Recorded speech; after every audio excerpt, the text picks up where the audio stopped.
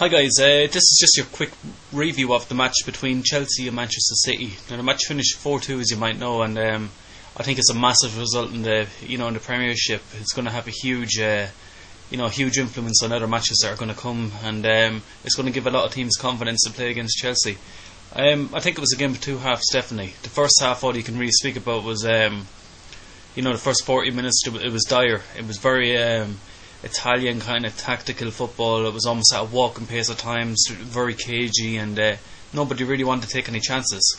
What you could really speak about is the John Terry and Wayne Bridge situation. At the very beginning of the pitch, everyone was speaking about would they shake hands, would they just falsely shake hands and let that be it, and don't speak to each other again or whatever. All over the internet, all over YouTube already, the videos are already up of Wayne Bridge. He completely shunned John Terry. He looked right through him like as if he wasn't even there, and just bypassed his hand and went straight onto the rest of the Chelsea players and shook all their hands. And I wasn't a bit surprised by that. I expected him to do it all day long. He's only a human being. If it was you, would you shake somebody's hand if you actually hated their guts, or would you rather just let them know, look, I don't like you, I don't respect you, and I don't care what anybody else thinks. I'm not here to put on a show for anybody else, and that's it. As far as he's concerned, he's not trying to make an example. He doesn't care. He doesn't like John Terry. He doesn't like him. That's it. He didn't shake his hand, and I think that's what it should be left at. Forget about it now. But the match itself, it was dire the first 40 minutes until it kicked into life. Frank Lampard opened the goal scoring on the 42nd minute. He got a through ball in, and he finished it off great against Shea Given, slotted it straight into the goal, and Chelsea could have capitalised straight on Man City then.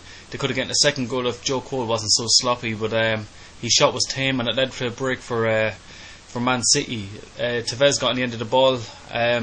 John Terry was dire for Tevez. He completely backed off him, and he lost his pace against him. I couldn't believe it, because Carvalho was there to back him up, and Carvalho he ran alongside him, and then like as if he thought, I'm not going to get him. He just wandered off, towards the penalty line. He wasn't even looking behind him anyways to see if anybody was coming that Tevez could cut it back. But Tevez takes a shot anyways. Nobody was on the line. Carvalho had a chance to run towards the line, didn't go for it. And a tame shot missed, just completely missed by Hilario. It goes into the back of the net, and it was a soft goal to give away. And that's where you're always at your most your most weakest, when you score a goal. They say when you score a goal, you can lose concentration and letting it go straight away if you're not very careful, and that proved it today. But the second half was completely different game. It was back to a real Premiership game, a real the English Premier League and what it's all about: pace, passion, and fire. And we didn't have to wait long for another goal. Craig Bellamy, he could have cut in another player, but he runs straight in the box, and instead of even going for bottom corner, it's like as if he went straight down the middle of the goal from an angle. And Hilario was absolutely awful. He should have, his positioning was shocking, and his reaction was unbelievable as well. I don't know whether he thought Craig Bellamy was going to cut it across the 6-yard box or not, but he's an experienced goalkeeper. He's there 3 years now at Chelsea, or 4 years almost, and he should be working week in, week out with the likes of Peter Cech, watching people's mistakes, watching him. He's playing reserve games. He's there long enough. He's a full-grown man, and he should be able to, not let in sloppy goals like that. Whether he's rusty or not is open to debate, but I can't give him any credit for that. All I can do is, like I say, he's at fault, completely for that goal, as well as the Chelsea defence for not closing down on Bellamy as well. But so the match kicks on then, and a big talking point as well comes when Tevez, he scores another goal. He puts Chelsea 3-1 up, and that comes as a result of a penalty kick. Belletti was sent off. He took down Gareth Barry, and I think that was it. The game was almost effectively over at that stage. It should have been over, but Man City were playing in dangerous water, I think, at times. They were very sloppy with the possession, 3-1 up, and that's it. Ballack goes and gets himself sent off then for a second very silly challenge. He was already on a yellow card. He comes in and he takes Tevez down, and he could have really hurt the guy. I can understand a player being frustrated and everything, but when your team is already down to 10 men, to go and get yourself sent off in a rash tackle like that, especially when there's 15 minutes left in the game, it's ridiculous. And I think it just summed up Chelsea's day. We had another goal then from Craig Bellamy in the 87th minute. It was a decent goal as well, and it really just it was a break on play, and it really was. It was just Man City all over in the second half. You know, they were patient in their counter attacking, and they were very clinical in the counter attacking as well. They made the most of what they could, and that's it. Fair play to them. But Chelsea got a consolation goal then. The 91st minute was Frank Lampard as well. He went down the left corner of the goal. He usually goes that way, and I'm actually surprised Shea Given didn't actually just take the chance. Maybe he thought, what's he got to lose anyways? You know what I mean? I'll just go from my first instinct and let in the goal. What's the difference? It doesn't make a difference. It's 4-2.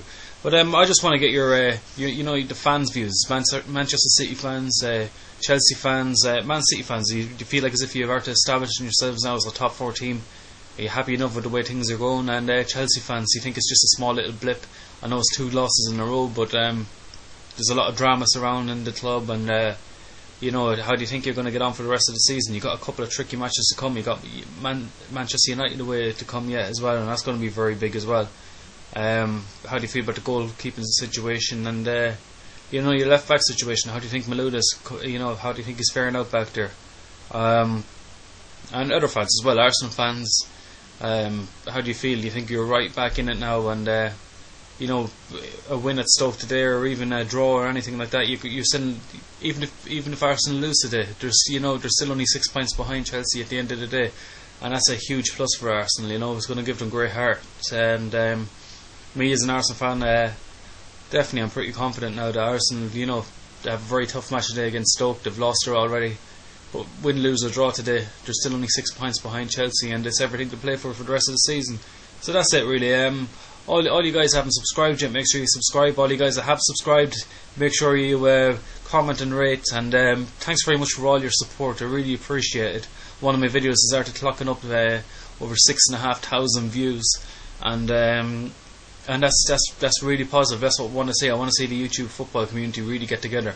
And you guys that want to post reply videos or anything like that, or you want to leave you want to have things spoken about, different situations of football, just send me a personal message, and I'll try and stick up a video on that as well. And that's it. Thanks very much for your support, and don't forget to check out Alex Dyer Trees page as well. And that's it. Thanks very much. Take care.